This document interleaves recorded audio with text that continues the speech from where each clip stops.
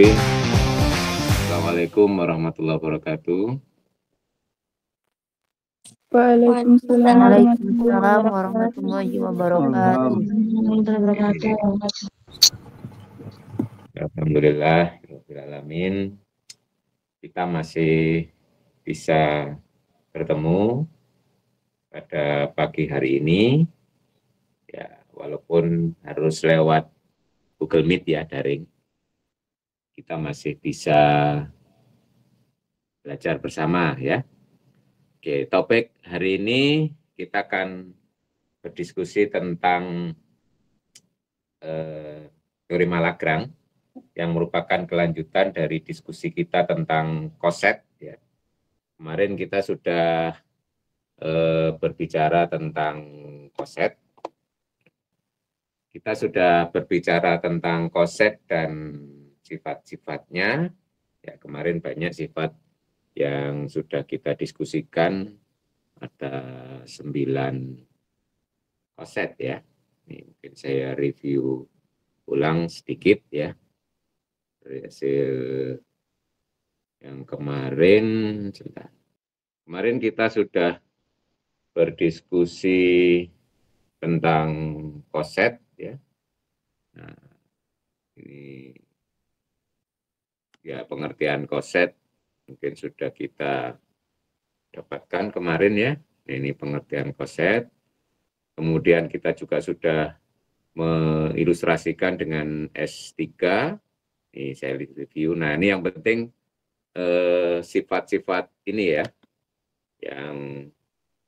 Yang kemarin sudah kita diskusikan, bahwa yang pertama ya, ini suatu koset akan memuat unsurnya.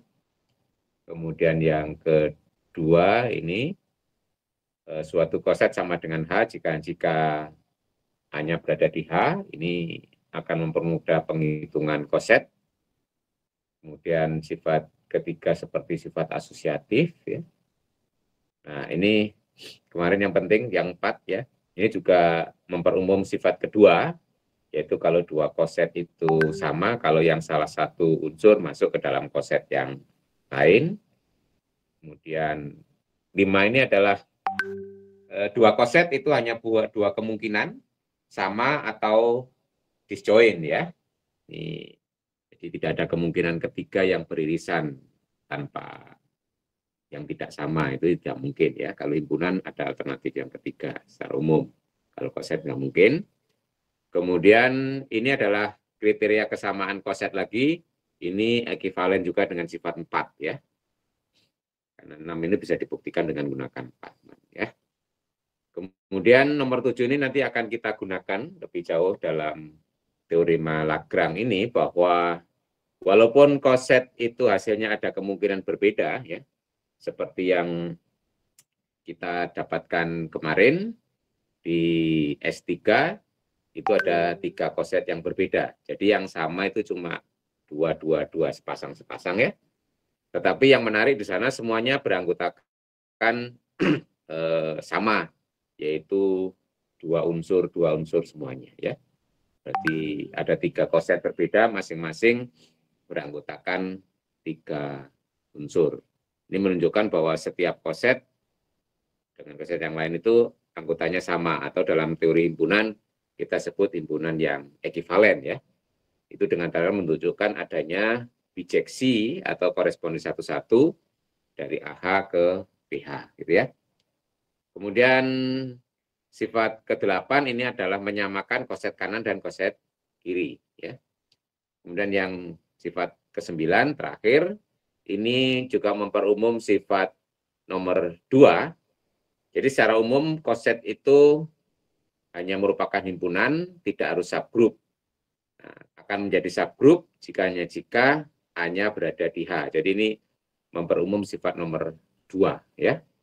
Nomor 2 itu sifat kedua. Ini adalah 9 sifat yang penting yang kemarin sudah kita diskusikan ya. Teorema Lagrange. Nah, itu ya. Sebagai motivasi, kita perhatikan sewaktu kita menghitung koset ya. Saya ulangi, yang menghitung koset S6 kemarin ya. S6, S3 sorry S3. S3 itu anggotanya 6, kemudian grupnya, subgrupnya yaitu H, anggotanya 1 identitas dan 1 2, itu berarti anggotanya 2. Kemudian kita peroleh dari penghitungan koset yang berbeda ada 3.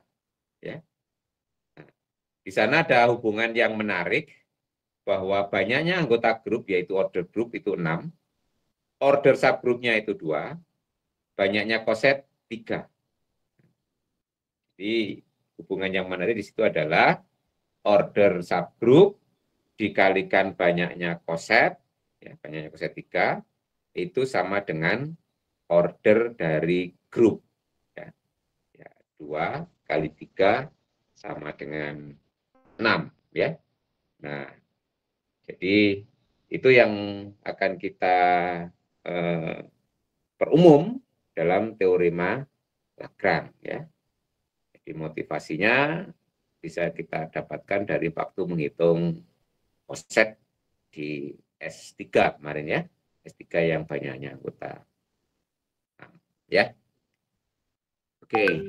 Nah, jadi nanti rumusan umum dari teorema Lagrange, nah ini ya. Jika G itu grup hingga dan H itu grup bagian, maka order dari H membagi order G. Selanjutnya, banyaknya koset kiri atau kanan yang berbeda dari H disimbolkan dengan itu ya, sebanyak banyaknya order G dibagi order H ya. Nah ini sama. Jadi kalau kita pakai ilustrasi di penghitungan kemarin, bayangkan G-nya itu S3, ya S3, hanya adalah yang isinya identitas dan 1 2 kemarin ya, yaitu hanya beranggotakan 2. Jadi di situ kita peroleh order H yaitu 2 membagi order G. Ya, kemarin order G-nya 6. 2 membagi 6. Terus banyaknya koset bisa kita hitung order G dibagi order H. Order G-nya 6, order H-nya 2, berarti banyaknya koset 3, gitu ya. Nah, ini ilustrasi kemarin sudah. Nah, sekarang bagaimana membuktikannya, gitu ya. Kita bisa menggunakan beberapa sifat yang sudah kita buktikan kemarin, ya. Nah, di sini kita akan, ya mungkin saya buka Word saja untuk menulis buktinya. Nah, kita punya misalkan G itu grup ya, sesuai dengan yang diketahui tadi ya. Offset teorema Lagrange tadi ya. Di sini ya. G-nya adalah grup hingga, hanya adalah grup bagian dari G. Nah, akan kita tunjukkan bahwa H itu membagi G ya. Nah, sekarang misalkan kita punya G-nya itu grup dan hingga ya, grupnya hingga.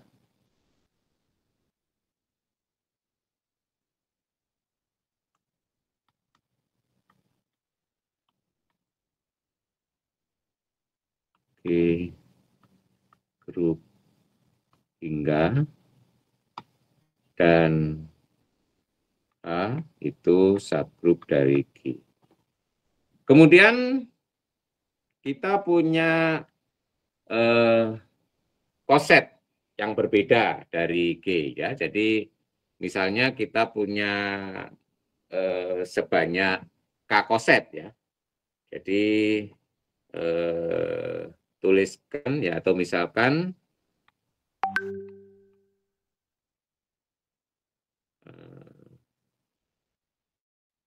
G ini terdapat, misalnya terdapat K koset yang berbeda. Nah, itu ya. Koset yang berbedanya itu misalnya kita tulis sebagai apa? Misalnya A1H, A2H, sampai AKH. Gitu ya. Ini adalah koset yang berbeda. Nah, misalkan kita punya sebanyak K koset. Nah, kemudian berdasarkan sifat yang kita punyai, ya karena ini adalah koset-koset yang berbeda, ya, mungkin berdasarkan sifat, karena kosetnya berbeda, berarti kita punya koset-koset ini disjoin, ya. Berarti kita punya yang kita punyai. Nah, karena merupakan koset yang berbeda, berarti kita punya AI H diiriskan dengan AJH itu sama dengan himpunan kosong, ya. Kemarin kalau I tidak sama dengan J. Ini ya sifatnya. Jadi kita punya sifat ini satu, berarti untuk I tidak sama dengan J. Kemudian yang berikutnya, semua koset ini mempunyai kardinalitas yang sama, ya, yaitu berdasarkan sifat yang kita punyai, kardinalitas dari A1H sama dengan kardinalitas dari A2H, sama dengan, dan seterusnya, sama dengan kardinalitas dari AKH, dan semuanya itu akan sama dengan kardinalitas dari H, karena H sendiri juga merupakan koset, ya. Kemudian sifat yang ketiga yang harus kita buktikan bahwa kalau semua koset itu kita gabung, ya, akan menjadi grup semula. Ini kan semuanya menjadi koset yang berbeda, dari bahwa setiap unsur pasti masuk di salah satu koset. Berarti semua koset ini kalau digabungkan akan menjadi G-nya. Jadi sini kita punya bahwa A1H digabung dengan A2H, digabung seterusnya sampai AKH, itu akan sama dengan G. Ya. Itu. Nah, ini berarti kita punya yang terakhir ini ya, gabungan dari himpunan-himpunan bagian yang disjoin. Ingat, berdasarkan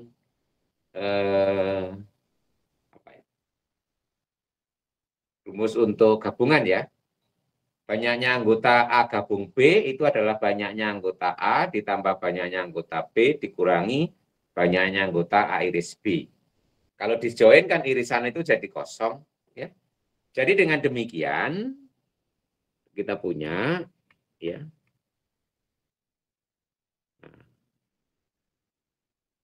banyaknya anggota G itu akan sama dengan banyaknya anggota koset yang pertama ditambah dengan banyaknya anggota koset yang kedua ditambah dan seterusnya sampai banyaknya anggota koset yang ke, gitu ya.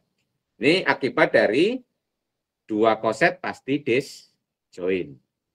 Nah, kemudian masing-masing ini, masing-masing koset banyaknya anggota atau kardinalitasnya akan sama dengan banyaknya anggota dari H.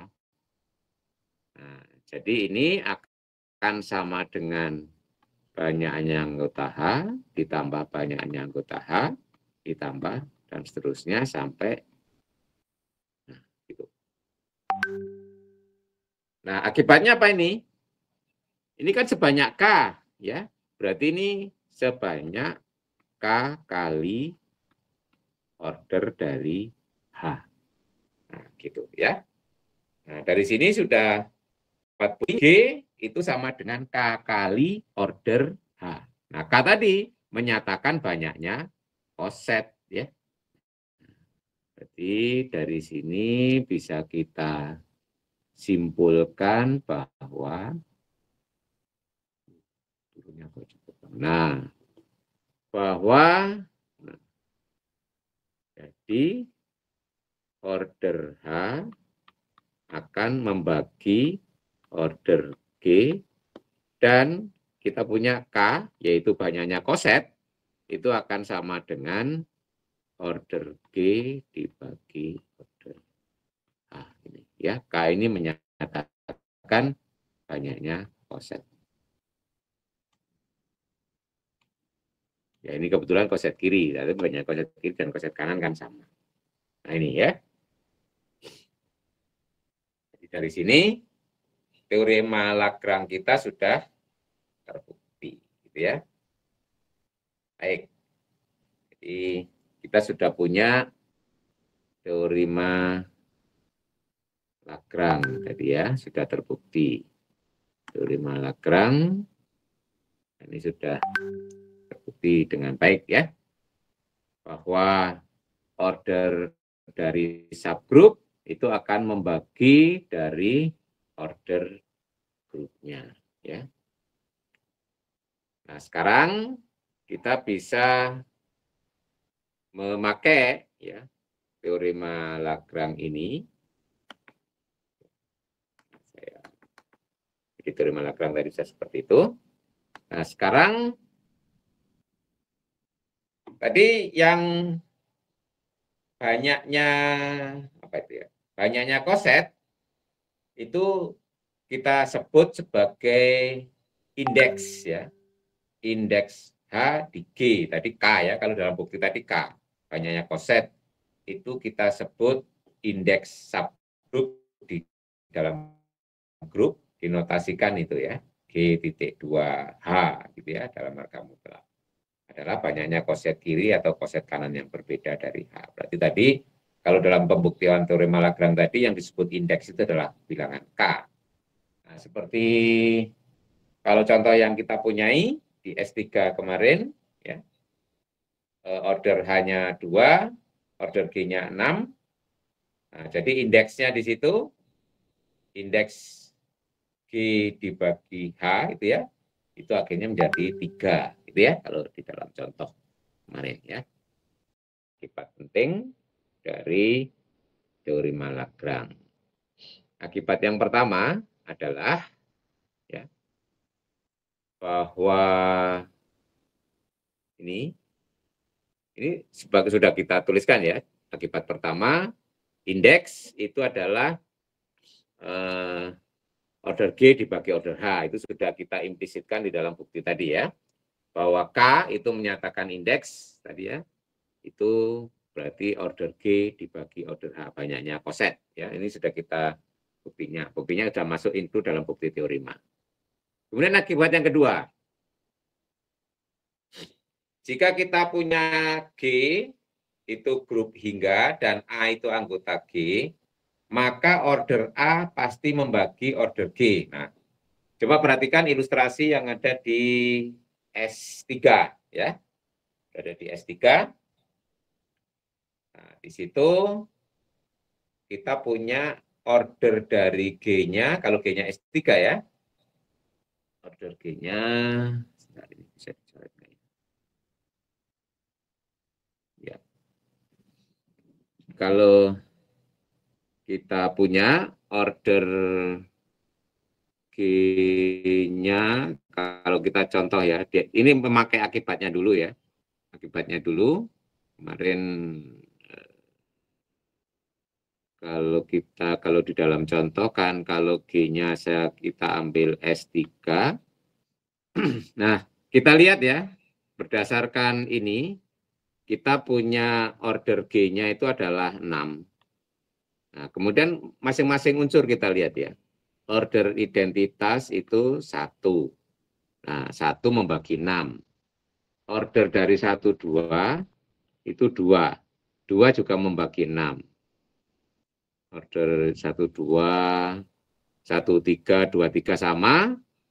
Terus order 1, 2, 3 itu adalah 3. Nah, 3 itu juga. Nah, jadi kemungkinan order dari unsur S3 itu kan 1, 2, atau 3. Itu semuanya membagi 6 ya. Jadi sini 1 itu membagi 6, 2 membagi 6, kemudian 3 juga membagi 6 ya.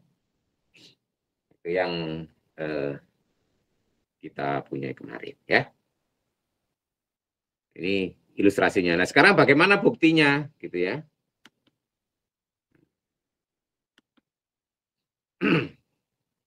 Buktinya kita lihat bahwa berdasarkan teorema Lagrange itu order subgroup membagi order group. Nah, sekarang kita buat subgroup yang dibangun oleh A ya. Nah, kita punya misalkan ini. Nah, misalkan A itu adalah subgroup yang dibangun oleh A. Nah, itu kalau menurut definisi adalah semua perpangkatan dari A ya, masih ingat ya kemarin grup siklik. Nah, jadi dari sini kita peroleh bahwa H itu subgroup dari G. Menurut teorema Lagrange,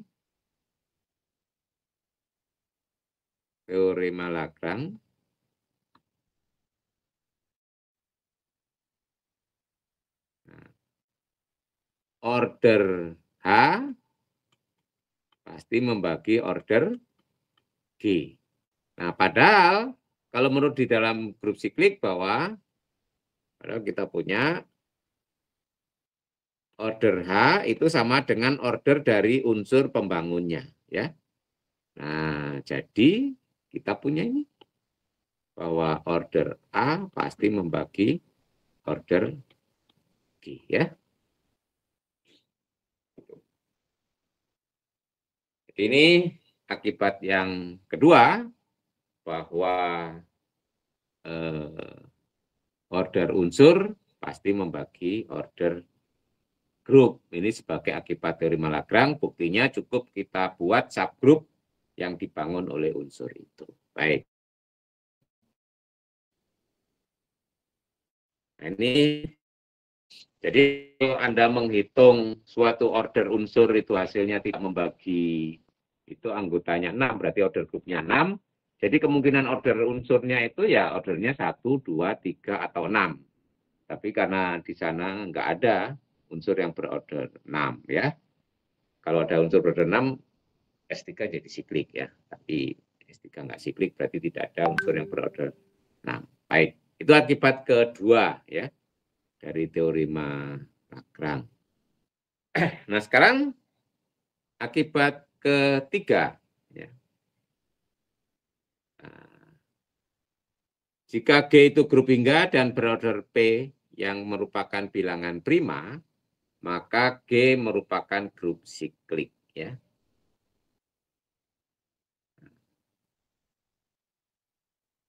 Jadi order G-nya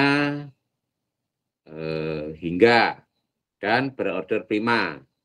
Jadi misalnya berorder prima itu ya ordernya 2, 3, 5, 7 gitu order prima. Maka grup yang berorder prima itu pasti merupakan grup siklik. Jadi kita punya misalkan G, ordernya G itu sama dengan P, itu adalah prima. Ya. Yang akan ditunjukkan G itu grup siklik. Ya. Berarti dia harus dibangun oleh satu unsur. Karena G itu ordernya prima, pasti minimal 2. Ordernya ya, pasti G mempunyai unsur yang tidak identitas. Jadi kalau saya ambil A itu anggota G, A itu anggota G,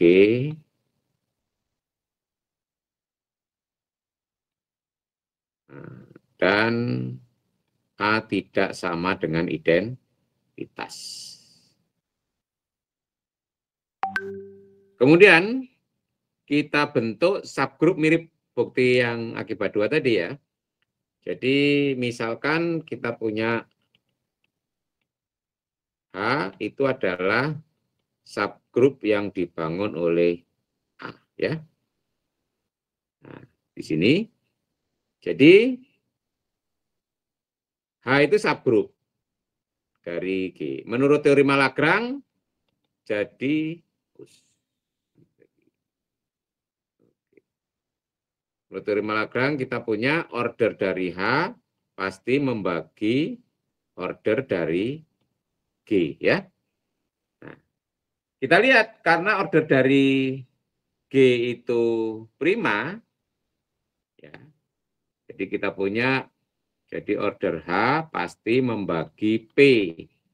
Nah, karena P bilangan prima, jadi kemungkinannya order H itu akan sama dengan 1 atau order H sama dengan P. Ya. Karena P prima itu berarti pembaginya kan cuma ada 1 atau P. Nah, kalau order H itu 1, akibatnya apa? H cuma ininya 1 anggota, berarti A-nya identitas. Bertentangan dengan pengambilan A yang bukan identitas. Jadi order H-nya adalah P. Nah, kalau ordernya P, lihat H itu himpunan bagian dari G, ya. Kemudian banyaknya anggota sama-sama P. Akibatnya, jadi ya, ini ya, karena kita kesimpulannya ini, ya. Jadi H sama dengan G. Nah, kalau H sama dengan G berarti jadi akibatnya ya G pasti sama dengan H dibangun oleh A. Ya.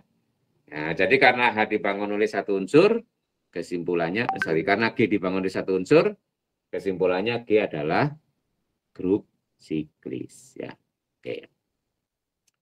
Nih, jadi kita punya akibat yang ketiga, bahwa setiap grup yang ordernya prima pasti merupakan grup siklis. Ya. Itu yang akibat ketiga. Oke, sampai di sini ada yang perlu ditanyakan atau belum paham? Dipersilahkan. Oke, baik. Kalau tidak ada, saya lanjutkan ke akibat berikutnya. Akibat berikutnya itu adalah jika G itu grup hingga dan A itu anggota G, maka unsur dipangkatkan order G itu pasti sama dengan identitas. Ambil contoh di grup S3 kemarin ya. Order grupnya 6. Maka setiap unsur kalau kita pangkatkan 6 hasilnya pasti identitas. Contohnya identitas pangkat 6, identitas. 1, 2 pangkat 6, ya identitas. Karena 1, 2 pangkat 1, 2 pangkat 2 identitas. Nanti pangkat 6-nya juga identitas. 1, 2, 3 pangkat 6 juga identitas. Nah, itu ya. Nah, ini cukup menggunakan akibat 2 boleh ya. Akibat 2 boleh. Jadi karena kalau akibat 2 kita pakai berarti order unsur membagi order dari grup ya. Jadi kalau menurut akibat 2 ya. Jadi kalau menurut akibat 2 kita punya order A membagi order G. Nah, order A membagi order G. Berarti, atau dengan kata lain, order G merupakan kelipatan dari order A. Ya. Misalkan, tulis saja.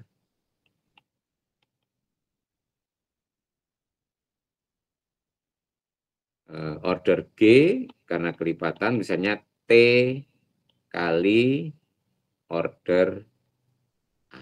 Ya. Nah, dari sini berarti kita punya apa?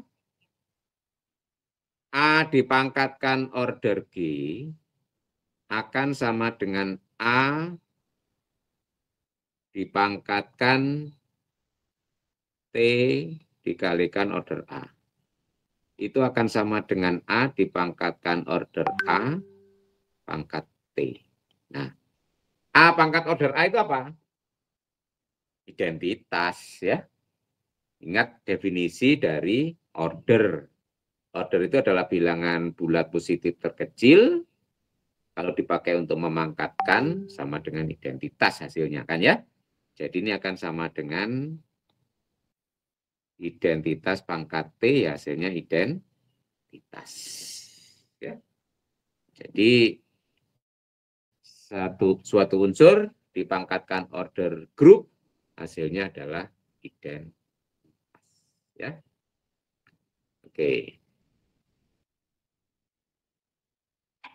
Ini adalah akibat keempat dari teorema Lagrange. Jadi ini hasil yang juga cukup revolusioner. Sudah muncul, ya. Oke, kita lanjutkan ke akibat kelima dari teorema Lagrange. Nah, akibat 5 adalah teorema Fermat, ya. Teorema Fermat yang Anda sudah pernah mendapatkan di teori bilangan, ya. Di sana menggunakan strategi, ya, modulo, ya.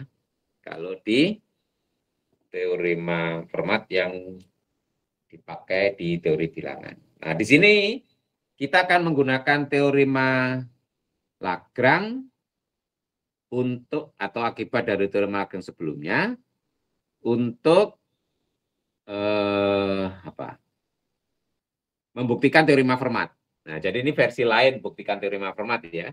Kalau kemarin di teori bilangan menggunakan kaidah modulo, nah, sekarang kita bisa coba menggunakan akibat dari teorema Lagrange. Nah, terutama yang kita bisa pakai di sini adalah akibat 4, ya. Menurut akibat 4, unsur dipangkatkan order group, hasilnya identitas, ya. Nah, akan di-apply akibat 4 itu pada apa ini? Grup G-nya kita ambil UP, ya, UP. UP itu berarti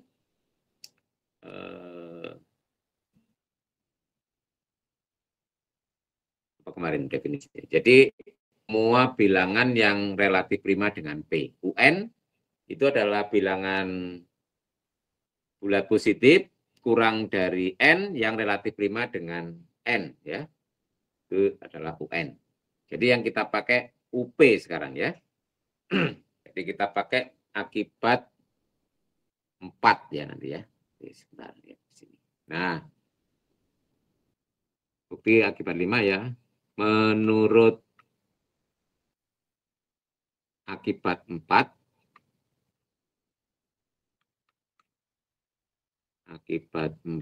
kan kita punya A dipangkatkan order G sama dengan identitas. Nah, sekarang gunakan untuk ini. G-nya kita panggil UP, ya.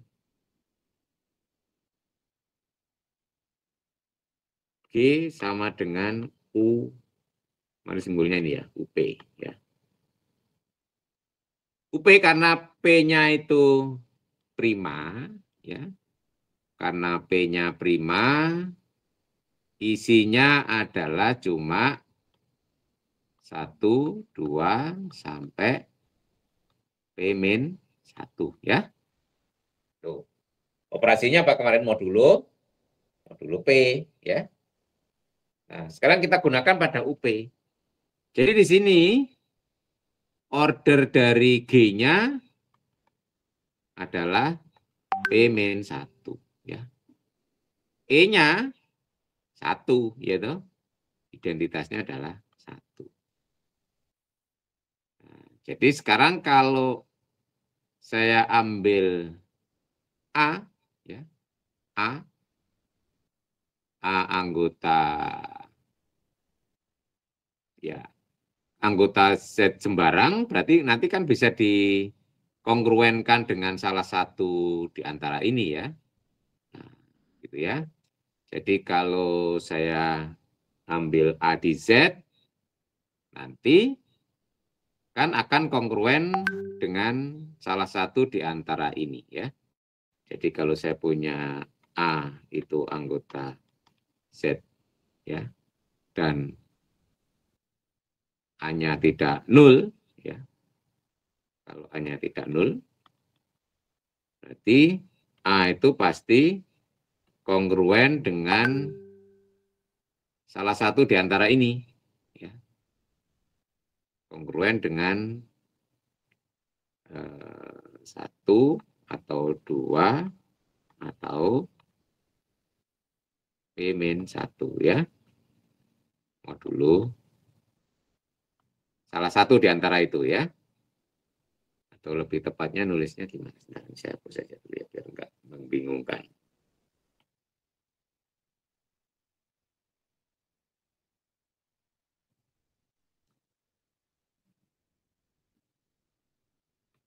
Jadi A itu pasti kongruen dengan X modulo P dengan X-nya salah satu anggota dari itu kan ya. 1, 2 sampai P-1. Nah,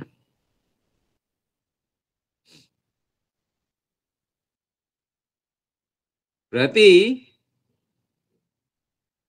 A pangkat P-1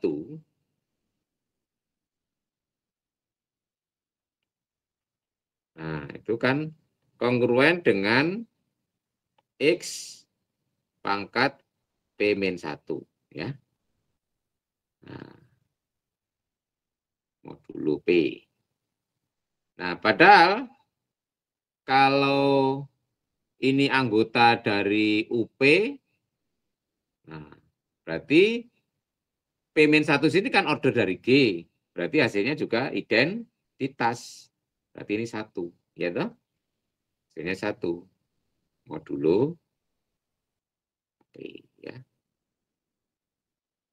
A pangkat P min 1 kongruen dengan 1 modulo P. Jadi kalau dikalikan A lagi berarti A pangkat P akan kongruen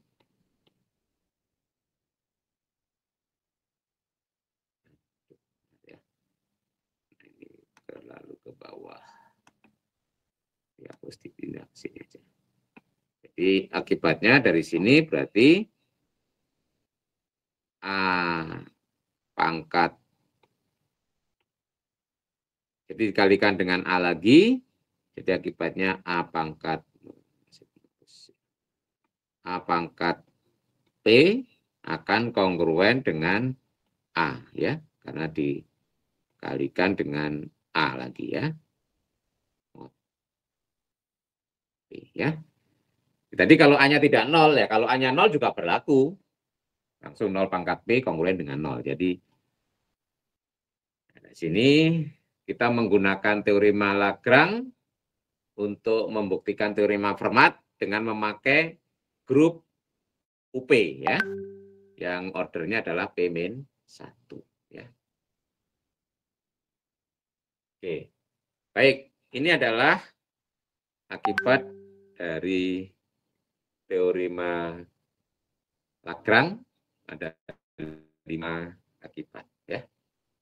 Termasuk kita bisa membuktikan teorema Fermat dengan menggunakan teorema Lagrange. Oke, ya.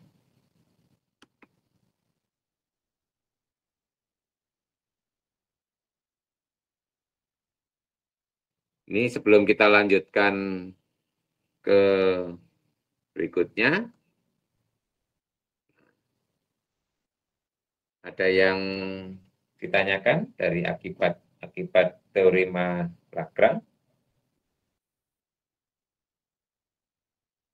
Nah, ini nanti kita bisa banyak memakai teorema Lagrange dan akibatnya ini untuk counting, ya, hitung-hitungan. Banyak soal-soal yang bisa kita pakai berdasarkan teorema Lagrange. Dan nanti juga bisa membaca kembali yang ada di ya.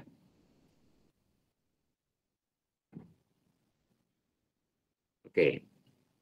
Nah, sekarang kita lihat lagi. Nah, kalau kita punya 2 subgroup ya, maka yang disebut HK ya, H kali K, H subgroup, K subgroup, H kali K itu ya unsur di H dikalikan unsur di K ya. Nah, tapi sebelum kita buktikan ini, H kali K itu belum tentu subgroup ya, untuk sembarang unsur ya. Sebagai ilustrasi, kalau kita punya 2 subgroup ya, dari S3, hasil kali dari 2 subgroup itu belum tentu subgroup. Sebagai ilustrasi ini ya saya buatkan ini slide terakhir tadi ya. Oke, jadi mungkin di sini aja ya, ya lagi tanya sini tadi.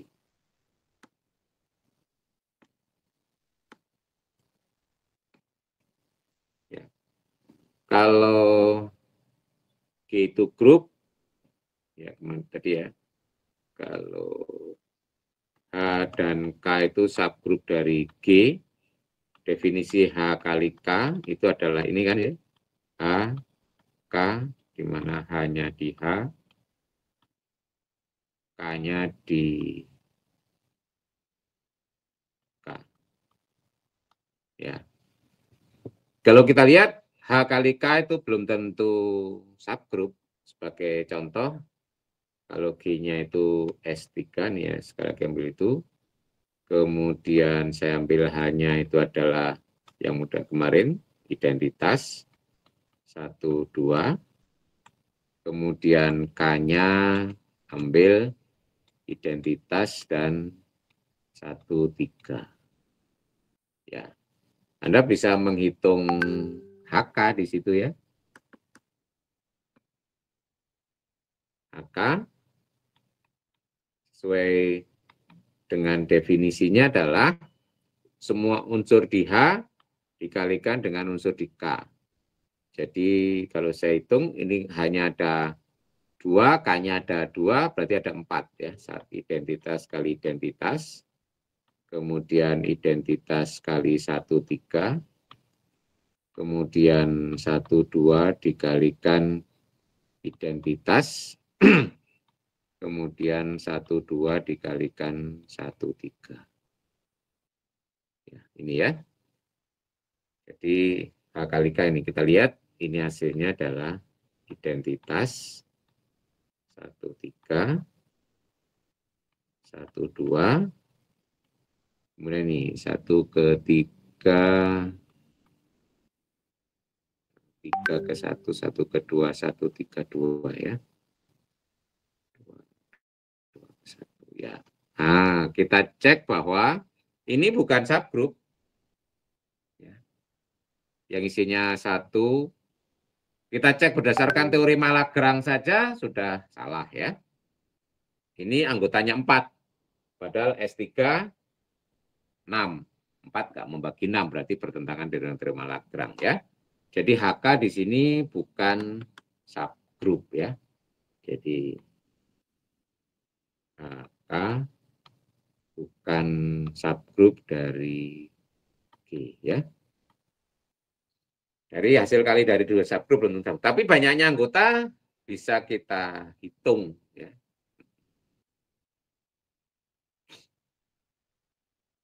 Dengan menggunakan teorema terakhir tadi ya.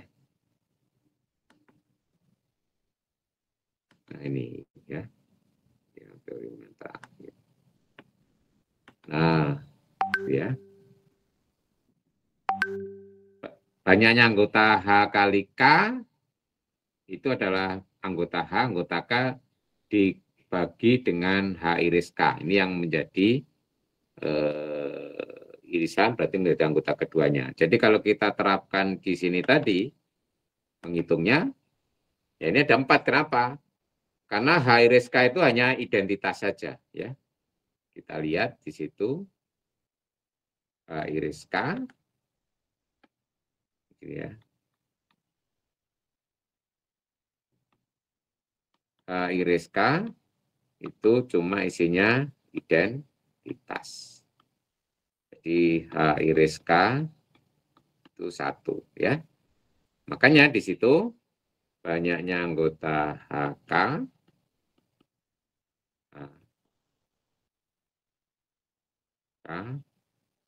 dibagi dengan H iris K.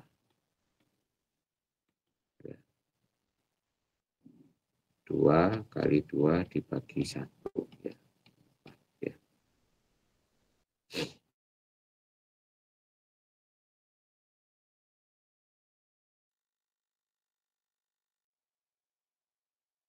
Ini bukunya sebenarnya ada di buku ya kalau kita lihat. Nah, aplikasinya kayak tadi untuk menghitung banyaknya anggota.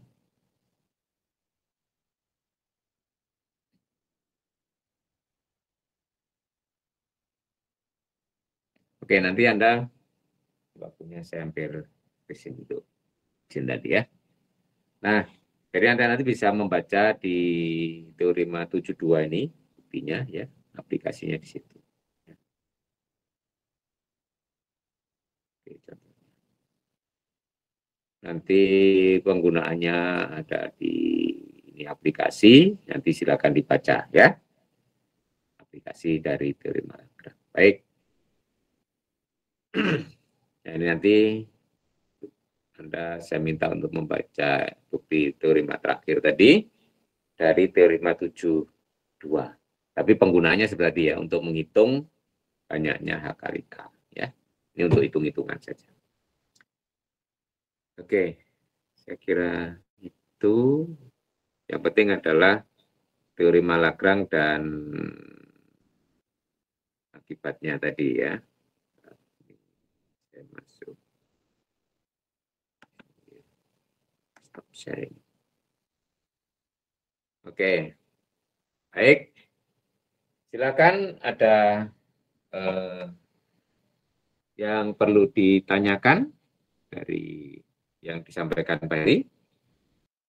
Lebih mudah karena sudah diterangkan. Jadi mungkin ada beberapa hal yang diterangkan yang bisa dipakai untuk mengerjakan kuis. Jadi kuis saya buka pukul 8.30 gitu ya. Nah, jadi nanti Anda setelah ini 8.30 mengerjakan kuis. Bahkan saya beri waktu 50 menit sampai waktunya hampir habis nanti ya. Setelah itu kuliah bisa diakhiri dan Anda boleh mengerjakan tugas yang dikumpulkan untuk menjelang kuliah kita berikutnya ya. 1 hari sebelum kuliah berikutnya. Silakan kalau yang perlu dikonfirmasi waktu 6 menit menjelang mengerjakan kuis ya.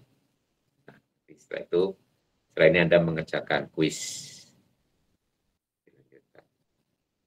Ya, silakan nanti setelah ini mengerjakan kuis yang ada di si Bejar juga ya.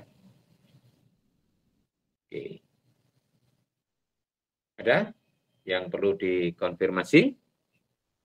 Oke, kalau tidak ada pertanyaan, Anda setelah ini bisa mengakhiri meeting kita atau kuliah kita melalui Google Meet.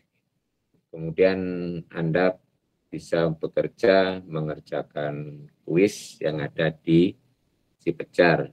Ya, kalau Anda sregep, ya boleh dilanjutkan mengerjakan tugas. Ya, tapi kewajiban Anda setelah ini hanya untuk yang sinkron saat ini adalah mengerjakan kuisnya ya. Nah, nanti untuk tugasnya bisa asinkron seperti biasanya, nanti 1 hari menjelang pertemuan berikutnya. Oke, saya kira cukup ya kuliah kita pagi ini. Kalau kita ketemu lagi pekan depan ya untuk tatap muka dari Rabu pekan depan. Rabu pekan depan akan kita lanjutkan dengan topiknya apa pekan depan. Pekan depan kita akan berdiskusi tentang subgroup normal ya. Nah, mungkin perlu sedikit ilustrasi bahwa kalau kita punya koset dari suatu subgroup seperti contoh kita kemarin, itu tidak harus sama antara koset kanan dan koset kiri ya. Nah, kalau suatu subgroup itu menghasilkan nanti koset kanan selalu sama dengan koset kiri, itulah yang disebut dengan subgroup normal ya. Nah, nanti kita akan berdiskusi tentang subgroup normal untuk pekan depan. Nah, kegunaan dari berbicara subgroup normal ini nanti untuk mendefinisikan grup faktor ya, atau grup pembagian yang merupakan topik minggu depannya lagi, pekan depannya lagi, gitu ya. Di hari ini kita sudah pada pertemuan ke-11 ya. 11. Ini kita akan ya masih ada berapa? 4 kali kuliah lagi, 5 dengan UAS ya. Sambil mengingatkan, sambil dicicil pekerjaan proyeknya. Oke, baik. Ini menjelang Anda melaksanakan atau mengerjakan kuis. Silakan, kalau ada pertanyaan, masih ada 2 menit lagi. Oke, baik. Kalau tidak ada, kuliah bisa kita akhiri lewat Google Meet ini. Insya Allah kita ketemu lagi lewat tatap muka di hari Rabu pekan depan dengan topik subgroup normal. Tetap semangat ya. Assalamualaikum warahmatullahi wabarakatuh. Waalaikumsalam. Waalaikumsalam warahmatullahi wabarakatuh. Terima kasih Bapak. Ya, jangan lupa ya setelah ini mengerjakan kuisnya ya. nanti langsung tidur ya. Bisa meninggalkan Google Meet ya.